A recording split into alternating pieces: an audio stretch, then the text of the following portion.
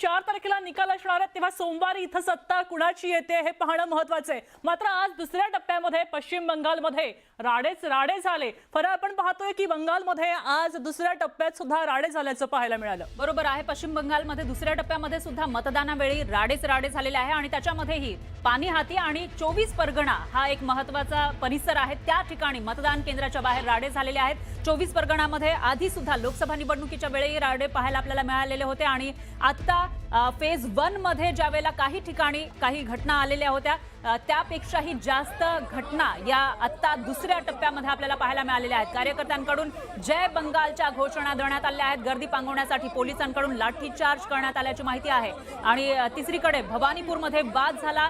टीएमसीने सुवेंदू अधिकारी यांना घेराव घातला। सुवेंदू अधिकारी जे भाजपचे नेते आहेत त्यांना टीएमसीच्या कार्यकर्त्यांकडून घेराव घालण्यात आला आणि भवानीपूरमध्ये पोलिसांनी लाठीचार्ज केल्याची माहिती सुद्धा समोर येते आहे। तर काही काळ इथं तणावपूर्ण परिस्थिती होती। भवानीपूरमध्ये सुवेंदू अधिकारी विरुद्ध ममता बॅनर्जी यांच्यामध्ये लढत होतीये आणि त्याच्यामुळे सुवेंदू अधिकारी हे एक सीएम पदाचे कॅन्डिडेट सुद्धा मानले जात आहेत। जर भाजपला इथं सत्ता मिळवता आली आणि त्यावेळेला सीएम नेमका भाजपचा कोण असणार याविषयी जर चर्चा असेल तर त्याच्यामध्ये सगळ्यात आघाडीवर सुवेंदू अधिकारी यांचं नाव दिसतंय आणि तेच ममता बॅनर्जी यांच्या विरोधामध्ये निवडणूक लढतायत आणि या ठिकाणी सुद्धा राडे पाहायला मिळालेले आहेत। नक्कीच बरं आपण पाहू शकतोय खरं तर पहिल्या टप्प्यात सुद्धा भाजपचे हे उमेदवार आहेत सुवेंदू यांच्यावर हल्ला झाला होता, तेव्हा सरकार यांना पळवून लावून मारल्याचेही व्हिडिओ आपण पाहिले होते काही काळापूर्वी। बरोबर आहे, सुवेंदू अधिकारी हे भाजपचे मोठे नेते आहेत आणि दुसरीकडे सुवेंदू सरकार यांच्यावर हल्ला झालेला होता मागच्या निवडणुकीमध्ये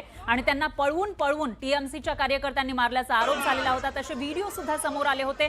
तर आता या दुसऱ्या फेजमध्ये सुवेंदू अधिकारी यांना घेराव घालण्यात आला। पण पाहतोय पश्चिम बंगाल विधानसभा निवडणुकीच्या दुसऱ्या टप्प्यात सुद्धा भवानीपूर मतदारसंघामध्ये तणाव निर्माण झाला होता। खरं तर खूप चर्चेत ही निवडणूक आहे। पश्चिम बंगालमध्ये नेमकी चर्चा काय होणार आहे?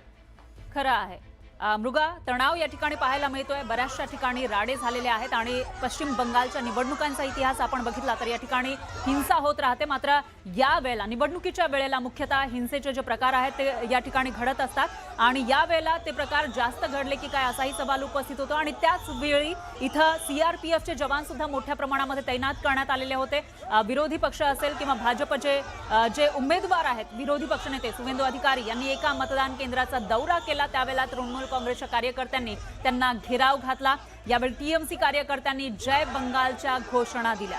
सुवेंदू अधिकारी यांच्या आसपास गर्दी जमली होती, त्यामुळे वातावरणामध्ये तणाव निर्माण झाला होता। परिस्थिती नियंत्रणाबाहेर जाऊ नये म्हणून सीआरपीएफ आणि स्थानिक पोलिसांनी गर्दी पांगवण्यासाठी लाठीचार्ज सुद्धा केला।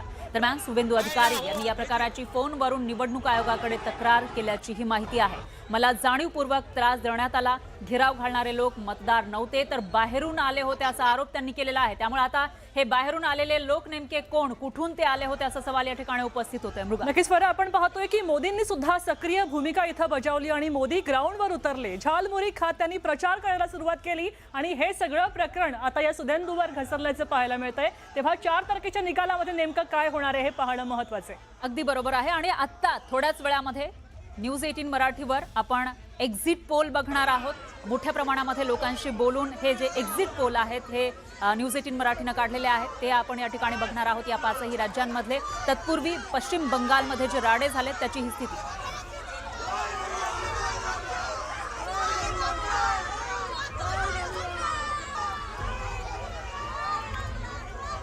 तर दुसऱ्या टप्प्याची निवडणूक झाली आज, त्यानंतर मतदानाच्या वेळी पानीहाटी मतदारसंघात सुद्धा तणाव झाला होता, राडा झाला होता।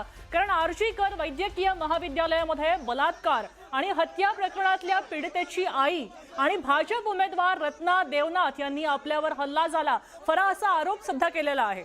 बरोबर आहे मृगा, आर्जीकर बलात्कार आणि हत्या प्रकरण हे संपूर्ण देशभरामध्ये गाजलेलं होतं। आपण बघितलेलं आहे एका हॉस्पिटलमध्ये एक जी इंटर्न डॉक्टर होती तिच्यावर हा बलात्कार झाला होता आणि हत्या झालेली होती आणि त्याच प्रकरणामधली जी पीडिता आहे तिची आई निवडणुकीच्या रिंगणामध्ये भाजपकडून उतरलेली होती। मात्र त्यांच्यावर हल्ला झाल्याचा आरोप या ठिकाणी करण्यात आला आहे। तृणमूल काँग्रेसच्या कार्यकर्त्यांनी हा हल्ला केल्याचा आरोप केला जातोय। रत्ना देवनाथ यांनी मतदान केंद्रावर भेट दिली, त्यावेळेला टीएमसी कार्यकर्त्यांनी त्यांना घेराव घातला आणि शिवीगाळ केल्याचं त्यांनी सांगितलेलं आहे। निकालाच्या दिवशी पाहून घेऊ अशी धमकी दिल्याचं सुद्धा देवनाथ यांनी सांगितलंय. पानीहाटी मतदारसंघात रत्ना देवनाथ भाजपच्या तिकिटावर निवडणूक लढवत आहेत, तर टीएमसी कडून आमदार पुत्र तीर्थंकर घोष निवडणुकीच्या रिंगणात आहेत आणि देवनाथ यांच्यावरील हल्ल्याचा आरोप टीएमसी कडून मात्र फेटाळण्यात आलाय.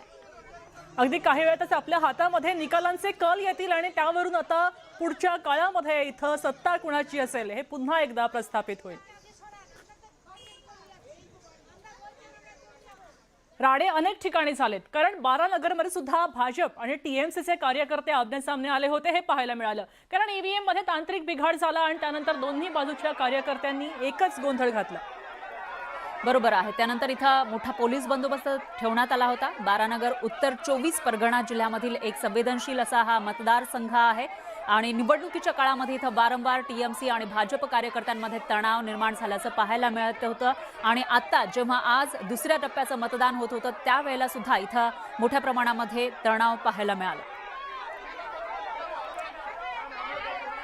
तर दक्षिण 24 परगणाच्या एका बूथवर आपण पाहतोय जोरदार गोंधळ यावेळी झाला होता. कॅनिंग विधानसभेच्या बूथ नंबर 113 वर हा गोंधळ झाला होता, त्याची ही दृश्य आपण पाहतोय.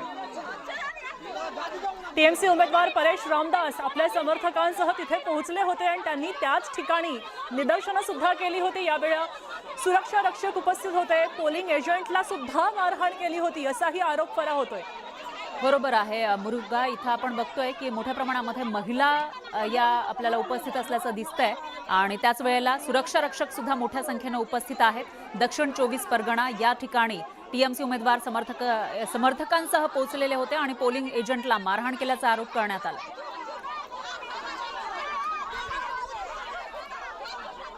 तर आताची सगळ्यात मोठी आणि महत्त्वाची बातमी आपण बघतोय. 5 राज्यांमध्ये विधानसभेसाठीचं मतदान पूर्ण झालेलं आहे आणि थोड्याच वेळात न्यूज 18 मराठीचा एक्झिट पोल आपण बघणार आहोत. न्यूज 18 मराठीचा हा विश्वसनीय असा एक्झिट पोल आहे. पश्चिम बंगालमध्ये 22,000 पेक्षा जास्त मतदारांचा कौल जाणून घेतलेला आहे न्यूज 18 मराठीनं आणि केरळमध्ये 19,930 तर तामिळनाडूमध्ये 13,513 मतदारांचा सर्व्हे करण्यात आला आणि त्यानंतर हा विश्वसनीय असा एक्झिट पोल घेऊन येत आहे न्यूज 18 मराठी. अगदी थोड्याच वेळात काही मिनिटांमध्ये हा एक्झिट पोल आपल्या प्रेक्षकांसमोर असेल. अर्थात नक्कीच हा फक्त निकालांचा कल असेल. नेमकं चित्र काय असणार आहे हे पुढच्या काही दिवसात सोमवारी 4 तारखेला समजेल आणि त्यानंतर सरकारवर काय परिणाम होतील हे सुद्धा पाहणं महत्त्वाचं आहे. खरं आहे. एक्झॅक्ट पोल हे आपल्याला 4 मे रोजी एक्झॅक्ट निकाल हे आपल्याला पाहायला मिळतील. मात्र त्याच्या आधी जो काही अंदाज ज्या पद्धतीचं वातावरण होतं त्याच्यावरून न्यूज 18 मराठीनं जो एक्झिट पोल काढलेला आहे तो अगदी थोड्याच वेळात आपण बघणार आहोत. तर फरक हे महत्त्वाचे आहे, कारण पश्चिम बंगाल विधानसभा निवडणूक आता केवळ राज्यापुरती मर्यादित राहिलेली नाहीये, तर देशाच्या राजकारणाचा हा टर्निंग पॉइंट ठरू शकतो असंही बोललं जात आहे. कारण आता ममता बॅनर्जी यांचं प्रादेशिक वर्चस्व असेल, त्याचबरोबर भाजपची राष्ट्रीय ताकद सुद्धा असेल. आता मतदार नेमकी निवड कुणाची करतायत यावर दिशा नेमकी ठरणार आहे.